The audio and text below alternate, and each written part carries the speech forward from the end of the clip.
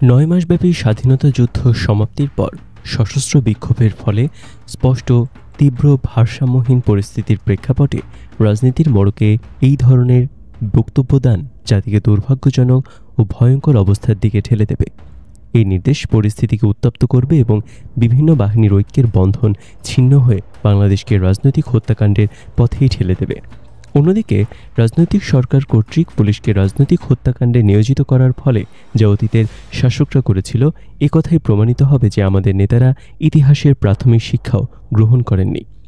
নকশালদের গুলি করার হুকুম এবং আওয়ামী লীগ বহির্ভূত বিশেষ করে বামপন্থীদের প্রতি হুমকি একমাত্র ফ্যাসিবাদেরই মুখোশ উন্মোচন করবে। এই সম্পর্কে মওদুদ আহমেদ তার গ্রন্থ বাংলাদেশ শেখ মুজিবুর রহমানের শাসনকালে লিখেছেন, একটিমাত্র পরিকল্পনার মাধ্যমে এই সমস্ত বহুবিধ সমস্যা সমাধানের পদক্ষেপ নেওয়া হয় এবং সেটি হলো সম্পূর্ণভাবে রাজনৈতিক নিয়ন্ত্রণাধীন একটি আধা সামরিক বাহিনী। এর আগেই ভারতের পক্ষ থেকে বাংলাদেশকে বোঝানো হয়েছিল যে স্বাধীনতার অব্যাহতির পরে শান্তি রক্ষার পথে বড় রকমের বিপর্যয় আসা মোটেই অপ্রত্যাশিত হবে না। উপরোক্ত সমস্যার কথা বিবেচনায় রেখে ভারতীয় উপদেষ্টাদের পরামর্শ অনুযায়ী রক্ষী বাহিনী নামে একটি আধা সামরিক বাহিনী গঠনের মূল ধারণাটি কলকাতার প্রবাসী বাংলাদেশ সরকারের মনেই রেখাপাত করেছিল। ধারণা করা হয়েছিল যে এই বাহিনী হবে যথাযথভাবে প্রশিক্ষিত এবং সুসজ্জিত। দেশের অভ্যন্তরে আইন রক্ষার জন্য এই বাহিনী পুলিশকে সক্রিয়ভাবে সাহায্য করবে এবং প্রয়োজন বোধে সাহায্য করবে সেনাবাহিনীকে। অন্যদিকে এই বাহিনী থাকবে পুরোপুরিভাবে রাজনৈতিক কর্তৃপক্ষের নিয়ন্ত্রণে। এক্ষেত্রে যুক্তি দেখানো হয়েছিল যে উদ্ভূত পরিস্থিতিতে দেশে একটি সুসজ্জিত আধা সামরিক বাহিনী গঠনের কাজটি অবশ্যই অসঙ্গত হবে না। একথা সত্য যে প্রকৃতপক্ষে সামরিক বাহিনী গঠনের সঙ্গে ভারসাম্য বিধানের জন্য রাজনৈতিক প্রেরণা থেকেই এই বাহিনী গঠনের সিদ্ধান্ত নেওয়া হয়েছিল। রক্ষী বাহিনী গঠনের জন্য তাই স্বাভাবিকভাবে নতুন একটি আইন প্রণয়নের প্রয়োজনীয়তা অনুভূত হয়। এই বাহিনীতে সদস্য নিয়োগ এবং তাদের প্রশিক্ষণের জন্য এই সময় ব্যাপক প্রস্তুতি চলতে থাকে এবং আনুষ্ঠানিকভাবে গঠিত হওয়ার আগেই এই বাহিনী তার কার্যক্রম শুরু করে দেয়। এভাবে ভারতীয় উপদেষ্টা এবং সামরিক পরামর্শকদের প্রত্যক্ষ সহযোগিতার সমস্ত প্রস্তুতি শেষ হবার সাথে সাথেই 1972 সালের 7 মার্চ জাতীয় রক্ষী বাহিনী আদেশ প্রণয়ন করা হয় এবং 1 ফেব্রুয়ারি তারিখ থেকে তা কার্যকর বলে গণ্য করার নির্দেশ দেওয়া হয়। একটি আইন প্রয়োগকারী সংস্থা বা একটি প্রতিষ্ঠান হিসেবে গড়ে ওঠার জন্য যা প্রয়োজন সেনাবাহিনী বা পুলিশের আইনের মতো তেমন একটি আইনগত কাঠামো রক্ষী বাহিনীর আদেশে ছিল অনুপস্থিত। একটি জাতীয় রক্ষী বাহিনী গঠনের বিষয়টি আইনে উল্লেখ করা হলেও এর মুখবন্ধ বা প্রস্তাবনার এই বাহিনী গঠনের উদ্দেশ্য বা যৌক্তিকতা সম্পর্কে কিছুই বলা হয়নি। এই আইনের সংজ্ঞায় রক্ষী শব্দটি বাহিনীর অফিসার পদে সাধারণ সদস্যদের জন্য ব্যবহার করা হয়। এতে বলা হয় জাতীয় রক্ষী বাহিনী নামে একটি বাহিনী গঠন করা হবে সরকার নির্ধারিত পন্থায়। এর জন্য রক্ষী এবং অন্যান্য অফিসার নিয়োগ করা হবে। এই বাহিনীর উদ্দেশ্য এবং কার্যাবলী সম্পর্কে আইনে বলা হয় যে সুনির্দিষ্ট কর্তৃপক্ষ প্রয়োজন বোধে এই বাহিনীকে আভ্যন্তরীণ শান্তি শৃঙ্খলার কাজে বেসামরিক কর্তৃপক্ষকে সাহায্য করার জন্য নিয়োগ করতে পারবে। সরকার আহ্বান করলে এই বাহিনী সশস্ত্র বাহিনীকে সাহায্য করবে এবং সরকার নির্দেশিত অন্যান্য দায়িত্ব পালন করবে। উক্ত বাহিনী পরিচালনা ব্যবস্থাপনার জন্য আইনে উল্লেখ করা হয় যে এই বাহিনী তদারকির দায়িত্ব সরকারের হাতে ন্যস্ত করা হবে এবং আদেশে উল্লিখিত আইন ও তার বিধানাবলীর ভিত্তিতে পরিচালকের মাধ্যমে এই বাহিনী প্রশাসিত, পরিচালিত এবং নিয়ন্ত্রিত করা হবে, অথবা সরকারের তরফ থেকে বিভিন্ন সময় প্রাপ্ত নির্দেশ অনুযায়ী এই বাহিনী কাজ করবে।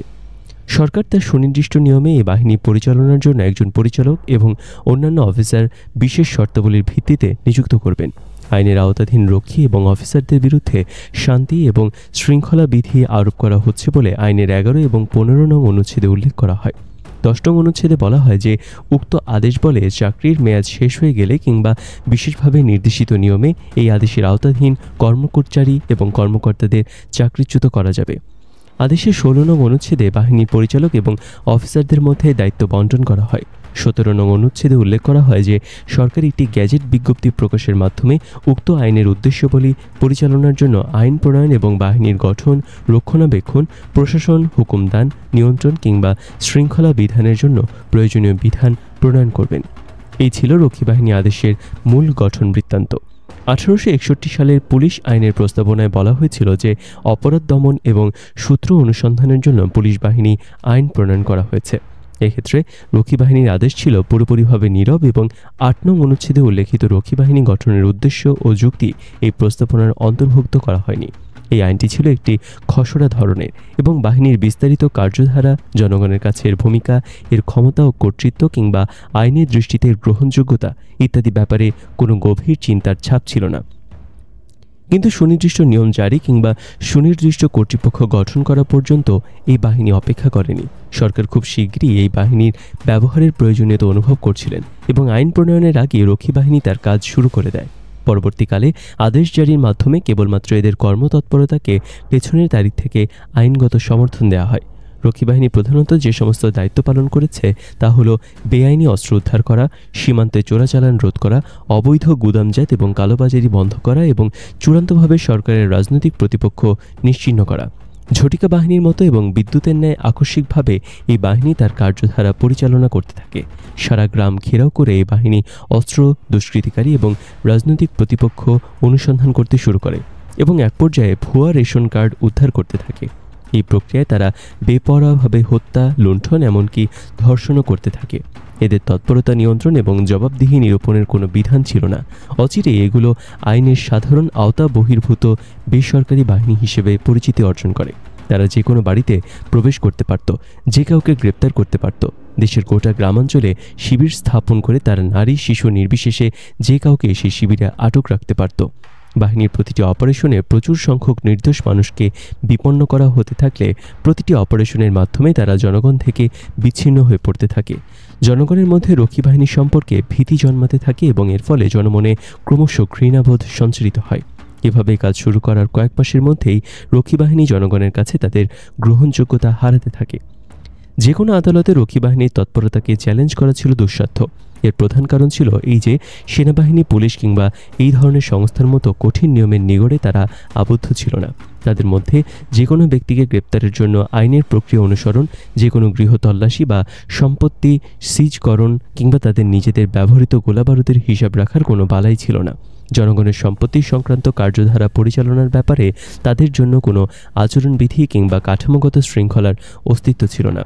যখন রক্ষী বাহিনীর আচরণ এবং ভূমিকা নিয়ে জনগণের অসন্তোষ চরমতম পর্যায়ে উপনীত হয় এবং দেশের সংবাদপত্রগুলো তাদের ক্ষমতা, কর্তৃত্ব ও ভূমিকা নিয়ে অব্যাহতভাবে প্রশ্ন উত্থাপন করতে থাকে, তখন 20 মাস কার্যধারা পরিচালনায় ঢালাও লাইসেন্স দেওয়ার পর সরকার রক্ষী বাহিনী কোনো তৎপরতাকে আইনসিদ্ধ বলে প্রতিপন্ন করার লক্ষ্যেও একটি অধ্যাদেশ জারি করেন।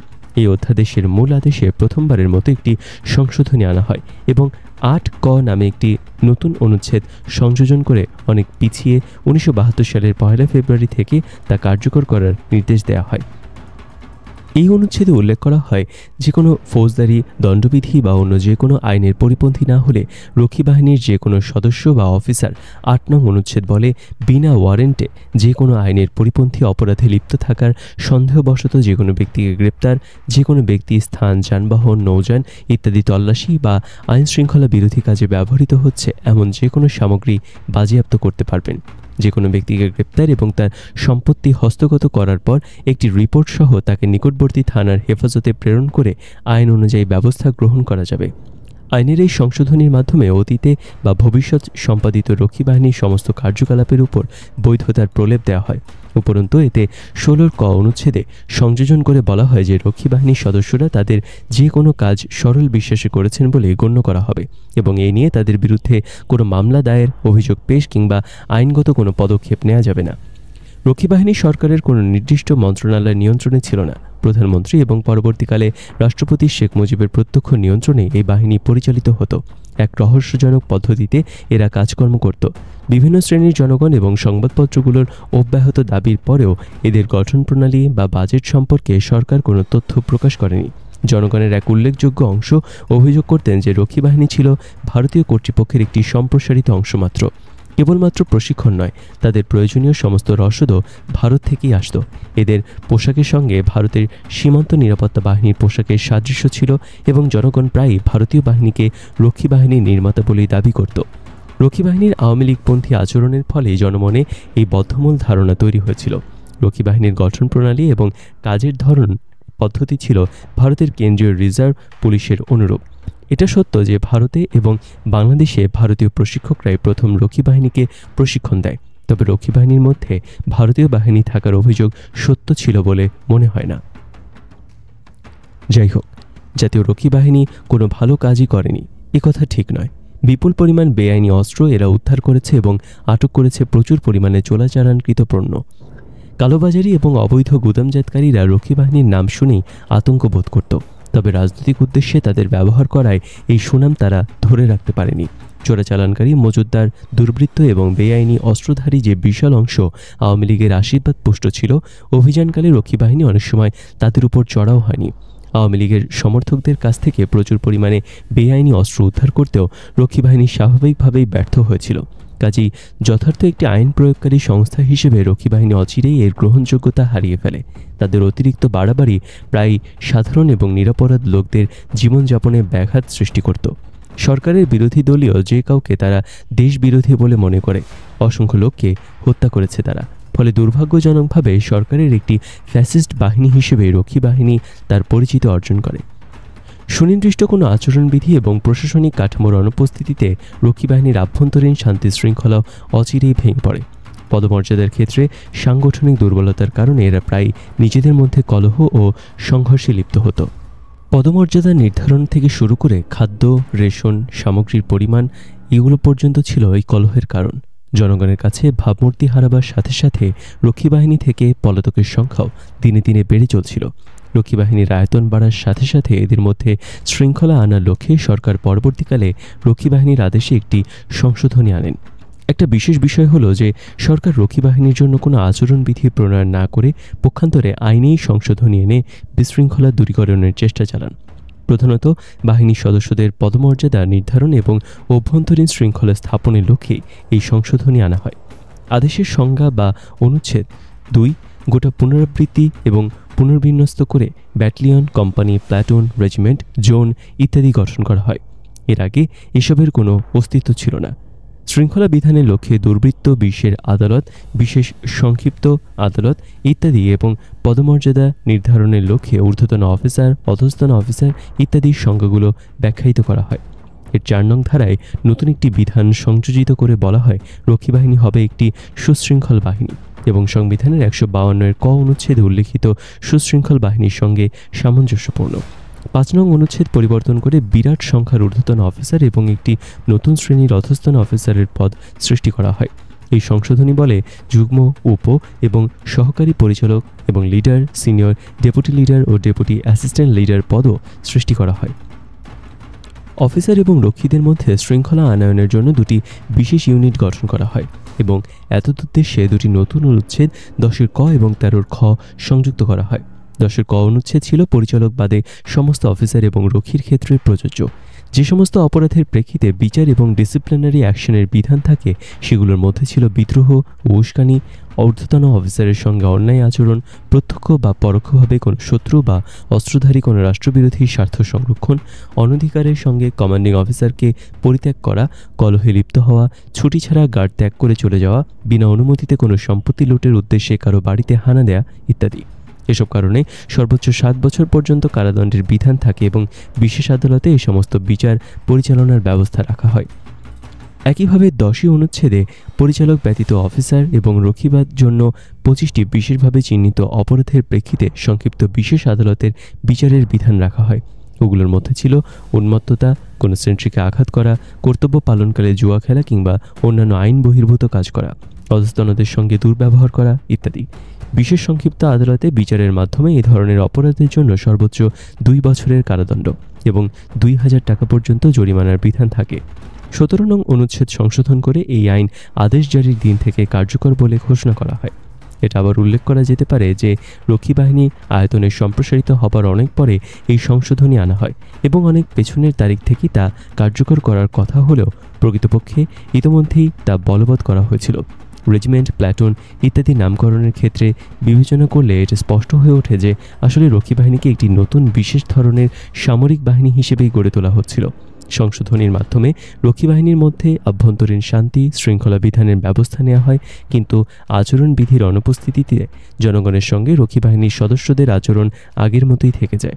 বরং এই সংশোধনী প্রয়োগের জনপ্রিয়তা এটি প্রমাণ করে যে রক্ষী বাহিনীর অভ্যন্তরে বিশৃঙ্খলা বিদ্যমান ছিল এবং রক্ষী বাহিনীর বাড়াবাড়ি সম্পর্কে জনসাধারণের অভিযোগও একেবারে ভিত্তিহীন ছিল না।